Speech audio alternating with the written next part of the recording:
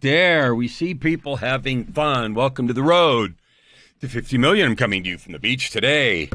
And I don't even know what that's a picture of. It's a fun picture I found. Today I want to talk about expansion versus barriers. Every single day, like every moment of every day, we have the opportunity to live inside the boundaries or barriers that we have for our life, or to live in expansion. I know an event right now that's going to happen on the 23rd of this month in Mumbai. And it's an incredible event. The stories and the activities and the work that have led up to it are mind-blowing. It's a book. It's called The Ultimate Event, or The Ultimate Experience of the Ultimate Event in India, or India Edition, The Ultimate Experience India Edition, I think it's called. And it's a celebration of people's experiences with the book of being, which is entitled The Ultimate Coach. Now, there's a guy named Steve Hardison, and you may or may not know him, and he's a coach. He's a spectacular coach. And the way he works with people it's the same way I do, but he's so powerful. And his results have been amazing, and there are lots of stories about the way he affects people's lives. And what I mean by we work in the same direction is that there's only one thing that matters, and that's who you're being. You are a divine creation. You have a spirit that came from somewhere and a body, and you might use other names for those things. Some people say you are the universe, masquerading as a human experience, and some people think of it as you have a spirit inside your body, and the body is a physical thing, and the spirit is made out of something else. And there's lots of ways that we have languaged this thing, but the truth is you have this infinite reservoir of creativity. Energy flows through you at all times. In Living Untethered, Michael Singer talks about the flow of energy and blockages at the different chakras. The basal chakra, I call that one foundation. And the sacral chakra, I call that one creation. The abdominal chakra, I call that determination. And determination means two things. It means deciding something and then committing to it. So choosing and committing, right? And they're completely different. Like, I'm determined to do this, or I have determined the best answer is, right? So I love the word determination because it means both. The heart chakra, for me, is compassion. The throat chakra, for me, is expression, because the voice, whether we're talking or singing or chanting or making other noises, there is so much expressiveness there, right? In the third eye, I think of intuition. In the crown chakra, I think of connection, because that's where we connect. And the eighth chakra, which is the one, 16 centimeters or some amount above your head, I think of manifestation, and I always think of that as a bright ball of light with streaming down, kind of like where it goes into the ground. Anyway, you have those things, and whether you like those definitions of chakra or energy, meridians, or anything else, it doesn't matter. This goes right to the heart of barriers or expansion, because if we talk or communicate as people, divine beings in people costumes, in skin bags, or whatever you want to call them, we let our definitions interrupt or interfere with communication. You're a divine being. When you work intentionally on that divinity, when you allow the totality of the energy and creativity that are your birthright and your natural state to be manifest, you can have anything you want. There's an example in that book, the book, The Ultimate Coach, that his wife, Amy and Alan Thompson, wrote. They talk about Steve Chandler, who I also know and love, and I was in Steve's mastermind for a few years, Chandler's, and that's where I met Hardison in physically the first time several years ago. And I've met him several times since, and so forth. And he talks about when he first started working with Steve Chandler, because Steve Hardison was Steve Chandler's coach, and they're both Steve, so people often refer to them by their last name. But anyway, Chandler was Hardison's client, and Chandler wanted to learn to speak, and he also wanted to write. And the story goes that he was excited. He went to an event of some kind and came to see his coach, which was then had become Hardison, and said, "Well, I'm going to, I've got a 5-year plan to become a coach." And Hardison looked at him and said, well, you can take 5 years if you want, or you can do it in 5 months. And here's a foundational pivot point. It's not about trying to make ourselves or somebody else do something as fast as we possibly can just because blah, blah, blah, blah, blah. That isn't the point. The point is, what limitations are you imposing that are not necessary? Like, if in that case we'll use the speaking and writing, would Chandler have said, I don't really want to do that for 5 years? Or would he say, well, if I could do it today, I would? So that's the essence of that distinction. If I could do it today, I would. Then the question was, why would you allow it to take 5 years when you can do it in 5 months or some other period of time that's a lot shorter? So here's the question for you. Expansion versus barriers. If you or I live inside of barriers, then we slow ourselves down. Okay, I love to sing. Singing, solo work, performing my songs, has been that I want to speak and write in the Chandler story. That's been the thing that I've wanted to do forever. I've done in group settings, like I was in a very, very advanced, best in the world, I would say, choir, and we did several albums, and I think 2 or 3 of them, maybe it was 4, I don't know, but several of them charted at number 1 on the Billboard charts. They were that good. Okay, so I've performed at that level, and I've done that all my life in musical things. I've directed choirs and been the musical director of stage shows and, all of those things. But the thing that has been what I really wanted to do and was held back by artificial barriers was solo work with my own written songs I wrote, composed, so forth. Now, I've begun to do that, but you know what I know? I'm doing the 5-year path. I'm doing it slower than I want to. And so what that piece of book struck me is, okay, I'm going to go to the 5-month path, the 5-week path, because I've got a boatload of these recorded. I've got albums done. If you want to look at them, they're on Spotify. I'll even in the chat here or the comments, I'll put the link to the Spotify list so you can hear them if you want. But that is a thing. I'm saying, okay, I don't need to do that. And it's easy for us to intellectually know something. And I have clients or prospects and clients say that all the time. Well, I know that intellectually, but I'm not internalizing it, living it. So what that says is I've chosen to live behind this barrier rather than create expansion.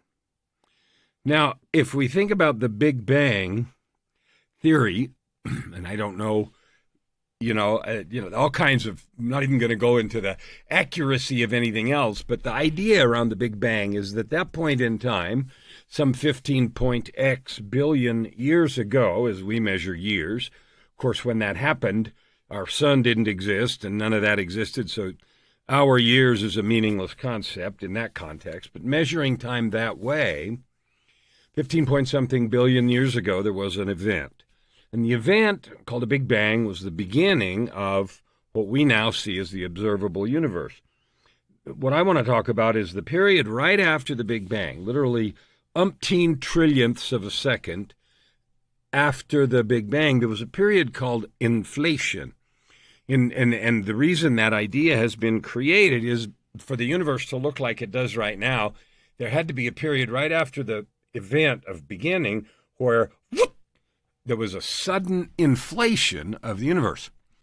And that inflation took place at speeds that would have been far greater than the speed of light, which is supposed to be the velocity limitation in our universe based on the relativity theories and all that sort of stuff.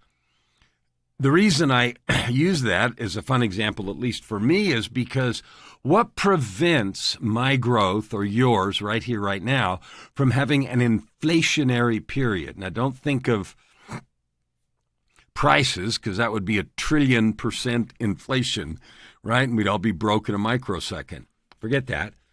But the inflation of effect, the inflation of growth, the inflation of prosperity and impact and income and effectiveness. What is there that prevents? It's already happened once. And maybe in other circumstances, but there's a clearly defined period where something like that had to happen in order for us to see the homogeneity of the universe that we see now in all directions from our little vantage point on the edge of some pissant galaxy at the edge of some piece of this whole cosmos, which is expanding, and the expansion is even accelerating. Holy cow, right? The speed at which the universe is growing is getting faster and faster and faster and faster and faster. All right, so that whole astrophysics example was just sort of fun to ask the question, what prevents inflation? That kind of cosmic growth in your talent. It happened in the physical world. Now, trees grow slow and plants grow slow and the earth rotates in 24 hours. And, we have those things that are fairly slow.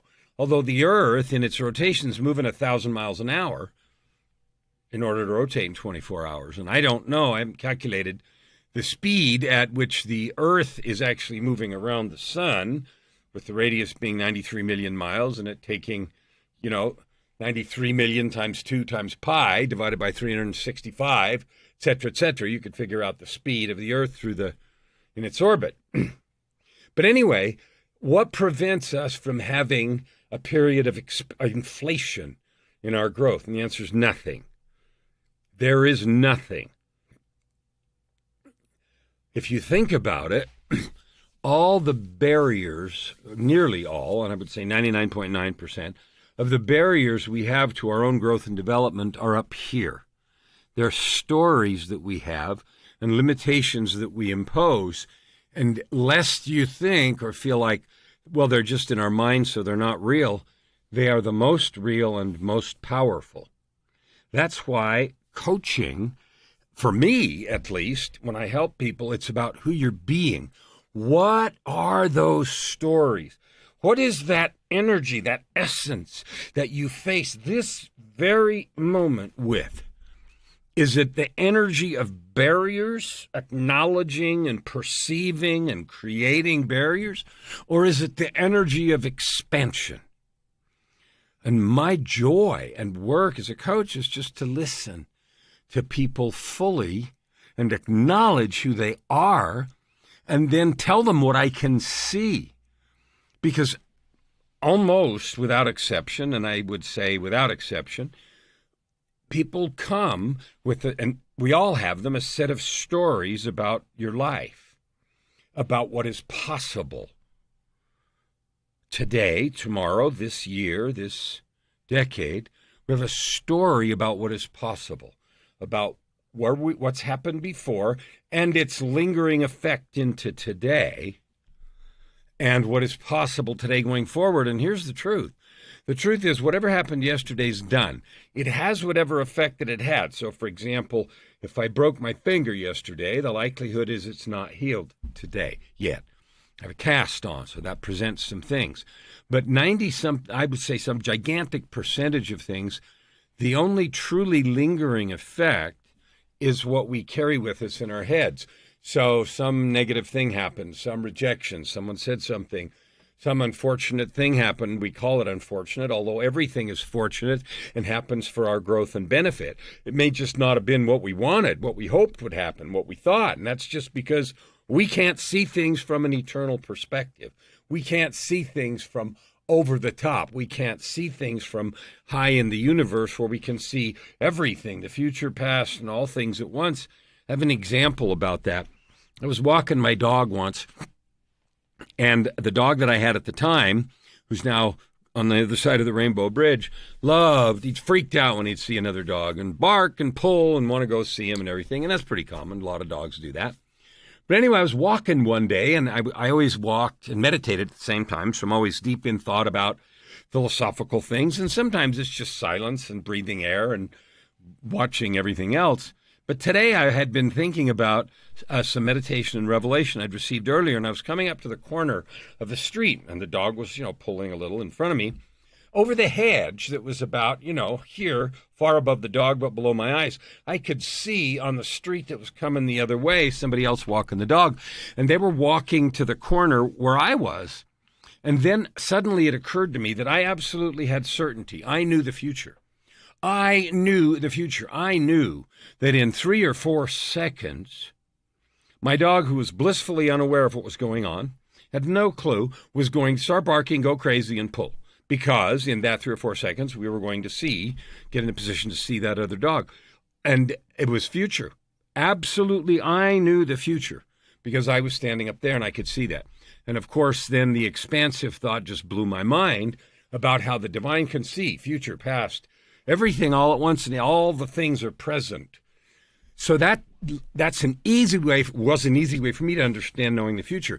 How that matters is your intuition, your being is connected to everything. There's quantum entanglement. Every state of being, every emotion, one of the things Chris Dorris talks about in his book, Mental Toughness Mantras, is every state, every emotion is available to us all the time. And if you haven't seen the LA Talk radio show with Chris that was a week or so old, you need to go see that. And you know who's coming this Tuesday? Ian Van Zandt is going to be my guest on Valentine's Day. I can't wait to do that, and I want you to tune into it. So latalkradio.com, LA Talk Radio, one word, latalkradio.com. It's on Tuesday night at 4 p.m. Pacific, so 5, 6, 7 across the country. Tune in, listen to that. That interview will be spectacular. The one last Tuesday was Chris Dorris. It's amazing. And we talked about his book and some of these things. So my thought for me, for you today, that I'm sharing on my road to 50 million, and what is 50 million? I think somebody thought I meant $50 million once. I don't. I'm going to help 50 million people to discover and live into the truths we've been talking about. You're a divine being. You have gifts and talents. What would happen if you discovered them, you developed them, and then you began serving with those gifts with all your heart? Like with everybody around you, without fear, with reckless abandon, with no worry of judgment, with no stories of inadequacy. If all those stories evaporated and you just furiously and joyfully began serving with your gifts, what would happen? Well, I can tell you what would happen. Why? Because I'm over the hedge and I can see the future. You would be happy. You would be making a difference in the lives of many people. You would create income and impact. Now, income, if you wanted to, sometimes you have to sort of structure that and have some kind of offering, or there's no way or reason for people to pay us. But it's very simple to do. The thing that gets in the way most of the time is people believe it's not worth anything, or it's hard to do, I don't know how, etc., and all those things are nonsense. I'm committed to help 50 million people this year before October 14th. I'm going to reach that goal. I've seen it in the future. Every state of reality exists. We just have the opportunity to do what's necessary to pull those thoughts and visions into this present frame. That difference between what could be and what is microfiber thin. It is. If I can help you do any of that, encouragement, love, guidance, love to do it.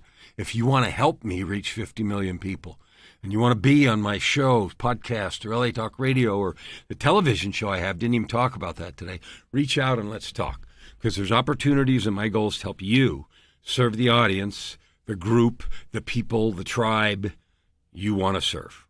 See you tomorrow on the road to 50 million.